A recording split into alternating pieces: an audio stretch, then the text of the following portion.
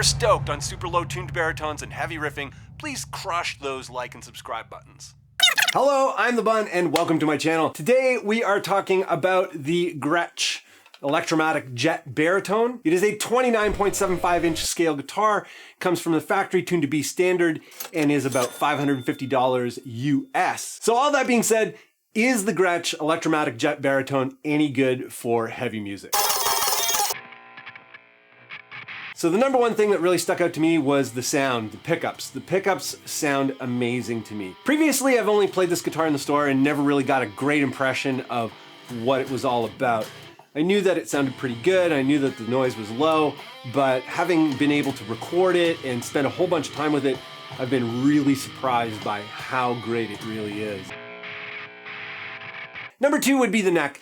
It is a very satin finish. I've played it so much that I've built up a kind of gloss on it already. But yeah, it's a really beautiful feeling neck that way. The fret finishing is quite nice. There's no sharp frets on this one anyway. In this price range, it's very common for the fret ends to be kind of sharp.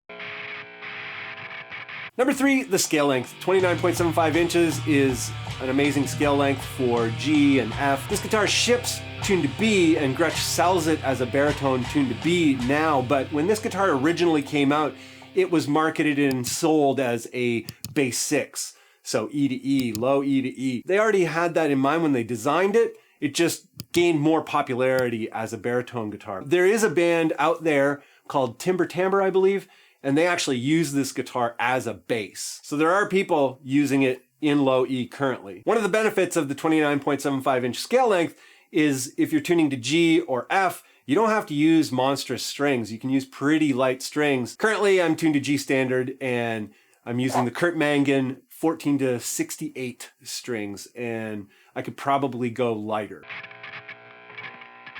Another big benefit is, I think this has to do with the scale length and just the overall build of the guitar, but I didn't really have to set much up.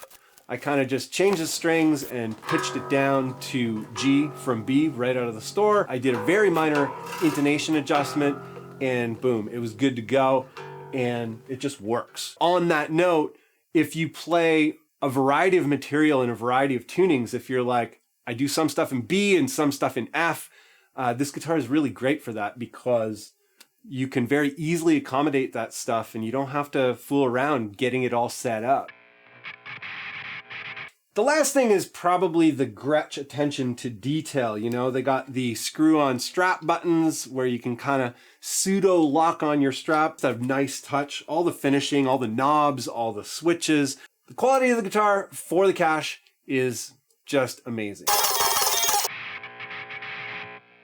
Downsides. Keep in mind, there is no guitar for everyone. There is no guitar that addresses every single person's likes and wants and all that kind of stuff. So you can take these with a grain of salt, but there might be some food for thought in here. Number one thing would be the length of the guitar, the feel of the length. It's a pretty long reach, and it has to do a little bit with the Bigsby.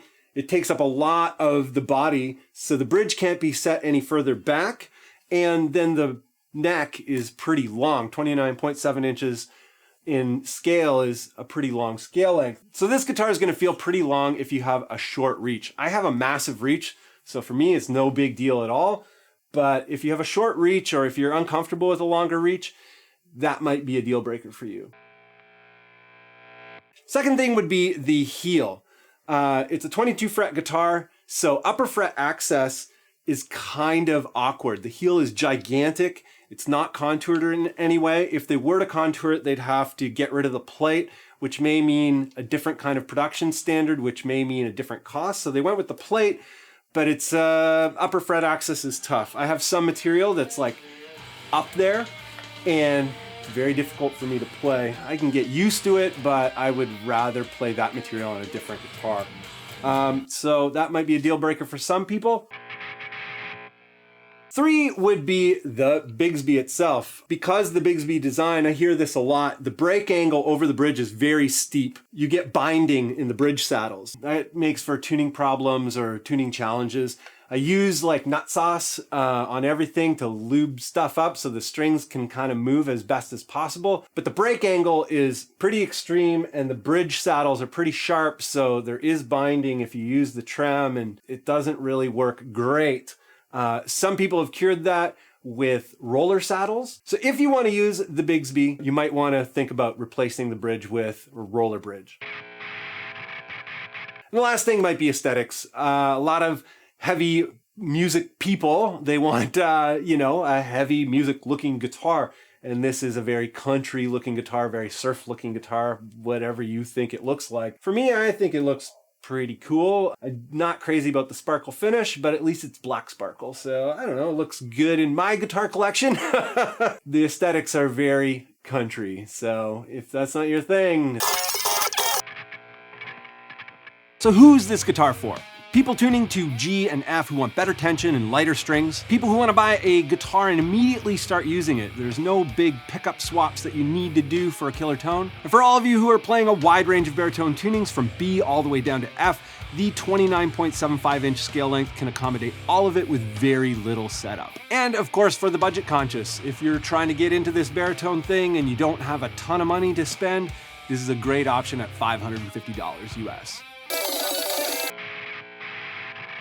Thank you for watching. If you enjoy this channel and you'd like to see more content more frequently, you can help that along in 3 different ways. Number 1 is Patreon. Pledges through Patreon go directly back into the channel and are very helpful. Higher tier pledges receive a co-production credit that I roll at the end of every video. Number 2, merch, t-shirts. There are Baritone Obsessed and Bun t-shirts for sale. People who have already helped out there, thank you very much. And number 3, music. A lot of the music that I use for examples on this channel have actual full tracks and they are available for download or stream. You can find all the links to that stuff down below in the description. If you play or produce low heavy music and find any of this helpful, please crush those like and subscribe buttons.